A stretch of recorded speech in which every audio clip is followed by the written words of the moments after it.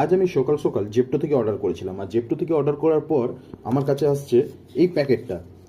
তো চলো বন্ধুরা, দেখা যাক এই প্যাকেটের মধ্যে কি আছে।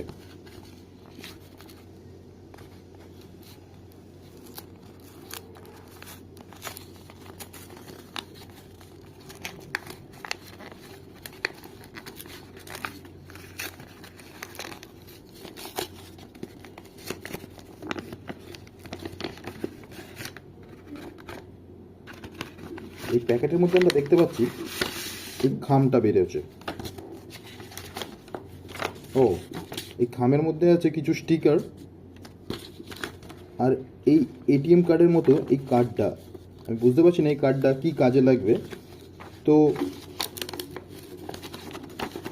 পুরো এটা ক্রেডিট কার্ড বা ডেবিট কার্ডের মতো দেখতে।